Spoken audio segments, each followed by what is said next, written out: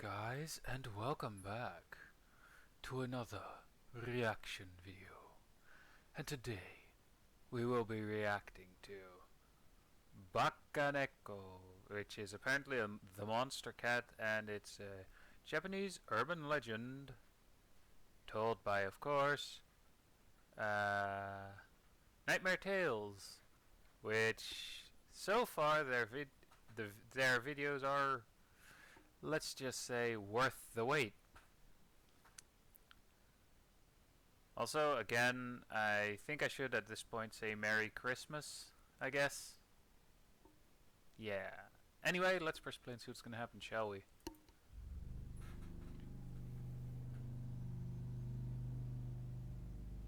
Alright. In a small village in Japan lived a man called Takasu Genbei. He lived with his mother and would worry about her every time he went out to work. When he returned home after a long day of hard work, his mother would complain about her loneliness. Aww. Seeing her look so forlorn, Takasu decided that his mother would be better off with some company. So he got a Later, cat, I bet. On his way to work, he heard the sounds of a kitten wailing. Takasu inspected behind the bushes and found a kitten laying beside her dead mother. Pity rose in his heart, and he decided to adopt the kitten. Aww. He took it home and gave it to his mother, who was ecstatic to finally have some company. Takasu was relieved to see his mother looking so happy, and now every day when he returned home from work, it would lift his heart to see his mother so cheerful. Years passed. That's nice. And one night when Takasu was spending some time with his friends, one of them asked him about his pet cat. Takasu smiled and told them how the cat had brought so much happiness into his household. "How old is your cat?" one of them asked. 7 years old, he replied. His friend clicked his tongue. "You know what they say about old cats?" "What?" Takasu asked. "They develop supernatural abilities.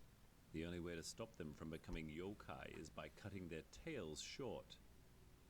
"That's inhumane," Takasu said. "I would never hurt my Yami like that." The other friend chimed in. "But you must. It is the only way to stop the cat from harming you with its evil powers." Takasu got up in anger. Those two sound like "I think you both have assholes. had too much to drink. I'm going home." Those two just sound like assholes, to be honest. The house was plunged in darkness, save for a single lamp burning in his bedroom. He assumed his mother must have gone to sleep and turned off all the lamps and left one on for him. When he entered his room, he gasped when he saw a shadow of a furry monster dancing. The monster paused, and Takasu advanced into the room, only to find some hair near the lamp. He picked it up and inspected the black hairs and realized it belonged to Yami. He went into his mother's room and found her asleep and snoring. He looked towards the foot of the bed where Yami usually slept, and he found the spot empty. Takasu was drunk and tired to the bone. He decided he would be better off looking for the cat when he was sober. Yeah, that's true. He searched everywhere for his pet, but couldn't find him anywhere. His mother became quiet and depressed as the days passed on. Takasu offered to get her another pet, but she refused.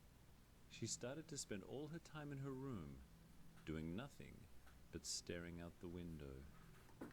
Takasu wondered if his mother had developed dementia or was sinking into depression. When her friends came to visit, his mother didn't recognize them, nor wish to speak to them. She barely ate any food except for some fish now and then.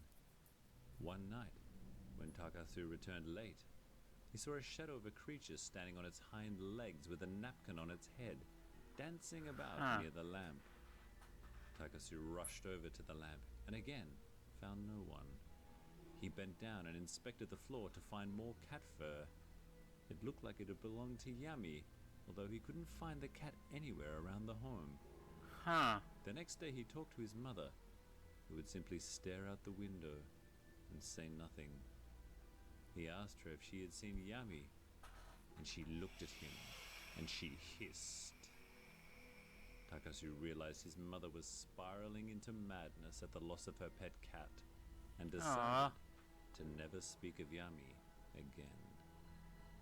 The next morning at work, his friend came over and told him he'd gone over to his house to borrow some tools and found his mother behaving strangely. Oh dear. She was licking the oil in the lamp, he told Takasu. She didn't recognize me at all and made hissing sounds when I tried to enter. She's unwell, Takasu said solemnly. I think she's possessed, his friend said. Here's what you should do.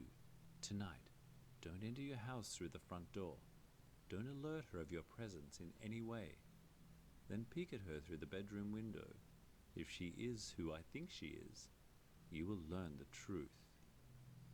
Takasu didn't believe in ghosts and superstitions, but he took his friend's advice nevertheless. He had to know why his mother was behaving strangely. He crept up to her bedroom window and peeked inside, only to get the fright of his life. In place of his mother, he saw Yami, a little bigger than before, wearing his mother's clothes and chewing on the carcass of a rat. Takasu entered through the front door and rushed into his mother's bedroom. He blinked, and Yami turned into his mother. Takasu was certain he was hallucinating, and that his friend's superstition had gotten into his head. He tapped his mother's shoulder, and she turned and hissed at him for a mere second. Takasu was certain her eyes were those of a cat's. Takasu reported this incident to his friends, who reluctantly told him that the only way to defeat the yokai was to slay it. Takasu was aghast. And then... There must be another way. What about cutting off the tail? Remember when you said that? He asked. His friends solemnly told him that it was too late. The cat will not show its true self. It is pretending to be your mother now. That is not your mother. And then he kills it, and it's his mother. But then where is my mother? If what you say is true, and that thing in my house is Yami, then where is my mother? What happened to her? His friend shrugged. How should I know? First, you need to get rid of the yokai in your house. Takasu returned home, a boning knife in his hand. He entered his mother's bedroom, his hands quivering. Mother, he whispered. His mother was sitting on the bed, her back to him. Takasu came forward and put a hand on her shoulder. She turned, opened her mouth, and shrieked. Takasu's heart turned cold. He raised the knife and plunged it into her heart. A monstrous scream erupted from his mother's mouth, and in the next instant, no shit. He saw the corpse of his dead cat. Where's my mother? Takasu screamed at the corpse. What did you do to her? He banged his hands on the floor, and then he felt one of the boards move. He gasped and pushed aside one of the boards to find the carcasses of small animals and the skeleton of his mother. Her bones gnawed clean of all her flesh. Takasu cried out in grief. It was then that he heard mewing sounds. He looked at the corner and saw a striped cat with black and white kittens feeding. The cat glared at Takasu, and he realized they were Yami's family. His breath hitched in his throat as the cat pushed aside her kittens and came towards him, crying out a warning. The next instant, she lunged at him. A few days later, Takasu's friend came over to look for him when he didn't turn up for work. They knocked on his door, and he opened it, his eyes vacant. Where have you been? His friends inquired. What happened with your mother? Takasu opened the door wider. Why don't you come inside and I'll tell you everything. And then they proceed to die. And wrinkled their noses with the stench of rotten flesh greeting them. What is that smell? They asked. Takasu closed the door and locked it. He turned around, his face transforming into the face of a monstrous cat. He then shrieked and lunged at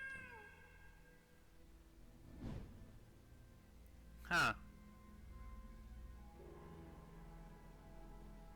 And thus, the family was fed.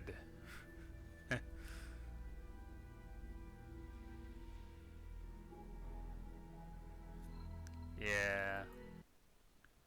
Well, anyway, I hope you guys enjoyed this video.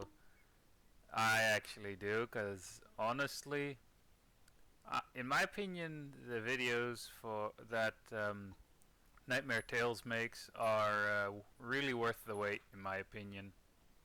Anyway, again, hope you guys enjoyed, and I'll see you guys in the next video of whatever I'll be making. So yeah, bye.